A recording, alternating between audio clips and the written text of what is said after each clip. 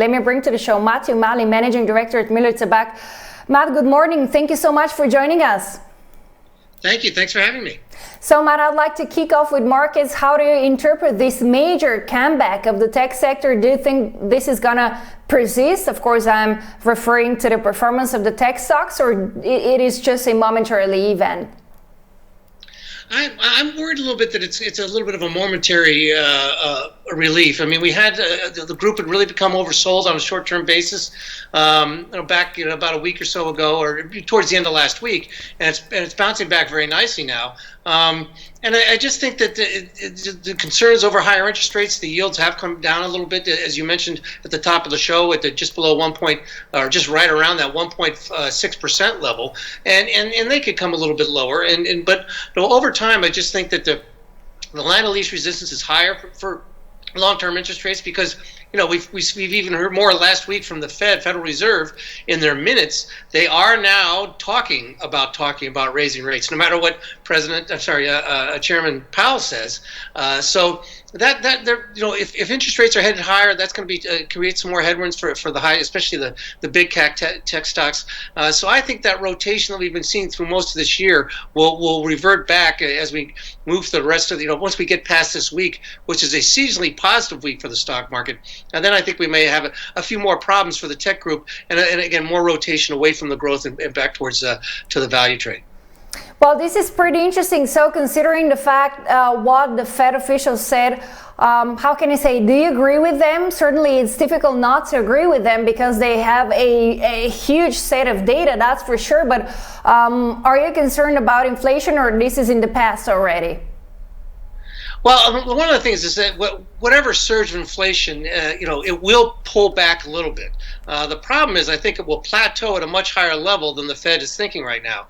I mean, the Fed keeps talking about it being transitory. Of course, whenever you have a huge influx, of the economy reopening the way it is, that's going to fade at some point, and the growth will start to fade with it. But I do think that what we're seeing from many parts of the world, and it's just that these rise in prices, and it's so much tougher to bring those prices down. I mean, we always joke here in the U.S. about how whenever crude oil prices rise, the people at the gas pumps, the gas stations, they raise their prices immediately. But if oil prices come down, they take a long time for them to lower them because they make more profits. And I think that you'll see the same thing in a lot of these different commodities and these price gains that people have been able to get. And of course, the other issue is the thing on wage inflation, which is a big problem here in the U.S., especially in the services industry. The people just can't get these companies and small businesses just can't get people to work there without raising their wages. So that's going to be a problem, I think, a bigger problem than the Fed is saying right now. All right, this is extremely important. Talking about commodities, let's have a very quick check on them. And of course, current prices, because they have been, I shall say, major market movers when it comes to the crude oil. We have the WTI bouncing back starting from yesterday. We were at 65, almost $66 per barrel. Then we have the Brent at $68 per barrel. And of course, the gold, which is currently at $1,883 an ounce. How do you interpret the gold's performance, Matt? Yeah, I just think with all this volatility in Bitcoin and other cryptocurrencies, that people have really become, they want a hedge. They have been thinking that Bitcoin and these other cryptos could be a good hedge against inflation. And, not just the big decline, but we've seen this huge volatility within crypto. I mean, every time Elon Musk opens his mouth, the cryptocurrency moves up or down in a big way. I mean, don't get me wrong. There's a lot of other reasons why Bitcoin fell so much, early last week, but the recent swings up and down in the last 4 or 5 trading days really kind of concern me, because just because one guy sends out some tweets, they see these huge moves that takes away some of the confidence in the cryptocurrencies. Again, I've said this many times. I love them long term, but the short term developments have taken away some of that confidence, and so people are looking at gold. Now, gold is getting a little overbought on a very near term basis, but I think it's got a lot higher to go over the intermediate term. I mean, again, what I'm saying is you could see a little bit of a pullback, maybe pull back down to that 1850, 1860 level, just to work off some of that overbought condition. But I think it's going to go much higher from here, because people have more confidence in that as a hedge on inflation than they do on the cryptocurrencies after these wild moves.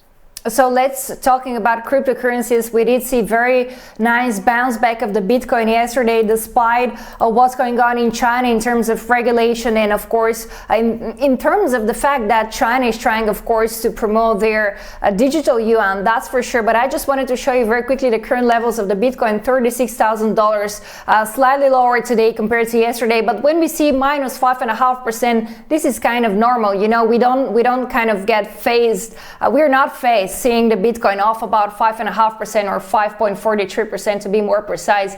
I was wondering, Matt, from now on, where are we heading to in terms of Bitcoin performance? We only talk about, of course, technical analysis, because it's very difficult to analyze cryptocurrencies based on fundamental analysis. Exactly. So it becomes so crucial. The one thing that we tend to see, certainly not always, but we tend to see after a bout of forced selling, like we obviously had last week. We had this, margin calls and such on Bitcoin in early to mid last week before it bounced back at the very end of the week. And when you get that, you usually get another kind of another kind of round of that kind of forced selling. In other words, a retest of the lows. That happens frequently in a lot of different markets, especially in the stock market. So, I mean, could we get back down to that 30,000 level? I think that that could very easily happen. And then below that, we have the 27,000 level. Actually, about 27,500 on a technical basis. That's a Fibonacci 68.1% retracement of the entire rally from March of last year until the April highs of this year. So that's kind of in that 27,000 to 30,000 share range. I'm sorry, $30,000 range. If you get that down into that range on another pullback, that should be, I think, provide some really good solid support. Should be a great place for people to get a little bit more aggressive on the buy side. And we don't always get those retests, so maybe we can hold up right now. But again, when you get forced selling, that does make people a lot of very nervous, and you frequently get those retests within a week or two, within a couple of weeks of that initial low. All right, this is very important point. Do you think the same for the Ether? Yes, yeah, the same thing can happen. I think it was the same thing there. And again, but I love that one longer, even better than I like Bitcoin longer term. So if it does see that kind of retest of the lows that we saw last week, that should be a really good buying point, not just for traders looking to make a nice profit on a short-term bounce, but I think for the longer-term investor as well. So I just wanted to focus very quickly on Apple, because while we are talking, I actually received your notes, which are extremely interesting. You were just mentioning Apple. You're really a multitasking human being, Matt. This is amazing. So I'm just going to quote, as we have been saying about mega cap tech names in general, we have learned since last summer that the stock market can rally even if Apple is doing nothing. However, we seriously question if the market can rally in a significant way if Apple actually begins to start falling. So what is your take on Apple from now on? Once again, if we take a look at the chart, this is of course the one-day chart, but I'm going to do a little bit of longer term, like 5 days. Yeah, it's the thing about Apple right now, and really in the mega cap area overall, is that like you just said from my note, is that both these groups have been doing. I mean, both Apple and most of these mega cap tech stocks, particularly the FANGs, with the exception of Google, of course, have done nothing since last August. I mean, and as I mentioned, that's okay for the stock market. We've learned that obviously the stock market's rallied very nicely. I mean, Apple's almost dead flat since in the last 8 months. It's up like 1%, and the S&P is up 22%. So obviously it can rally. But if this group, it's still a very important group, and if it actually starts to decline, especially Apple, which is one of the really key ones, if that actually starts to decline, that's going to create some problems. So what I'm looking at on a technical basis right now on Apple is the range between 116 and about 120. 120 is the 200-day moving average is also at about 123. But at 120, that's the neckline of a head and shoulders pattern. And if it breaks below that, that's going to raise some serious problems. However, and then also you have the 116 level. That was the March lows. So you have kind of two really key support levels in there. And if you bring in the 200-day moving average, that makes you have at 3. So really between 116 and 123, that's key support. You break below that in any kind of meaningful way, and we got some big problems. So, however, having said that, if the stock can rally back and move above its highs from this spring, in other words, above 135, that's going to negate the head and shoulders pattern. And then one of the old sayings in technical analysis is that there's nothing more bullish than a failed head and shoulders pattern. So if it breaks above 135, that'll show, again, negate that head and shoulders pattern and be quite bullish. So we're in a key technical juncture. Now, when I say key technical juncture, that may not be that may not be resolved for several weeks. I mean, because let's face it, the stock's been range bound for a while, so it could stay in that range. But once it breaks out of that range, it's going to be very important, not just for the stock, not just for the tech group, but for the overall market. So again, that 135 is the key resistance, and that range of 116 to 120 is the key support levels. Final take, Matt. What's your take on the Tesla? We did see very nice bounce back yesterday, up 4.40% so far, up about 6 cents of 1% in pre-market trading. What are your thoughts in terms of future performance? Well, at least on a near-term basis, I really like the way the stock has acted. I mean, if you looked at its relative strength index, its RSI chart had become quite oversold last week, and it got some negative news, of course. I mean, with just people taking some shots at Elon Musk and some other things, and yet the stock held up nicely. And of course, we saw that there was one of the guys from the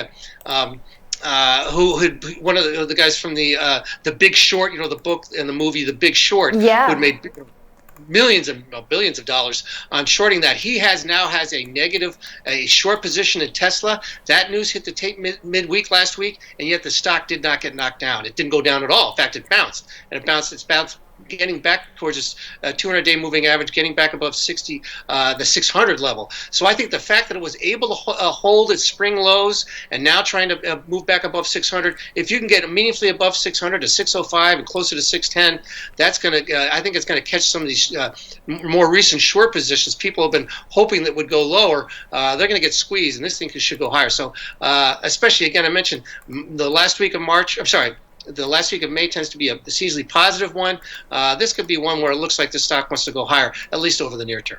All right. Thank you very much. Once again, Matt Maley, Managing Director, Miller Tabak. Thank you for joining us. Have a great day ahead. You too. Thank you, Alex.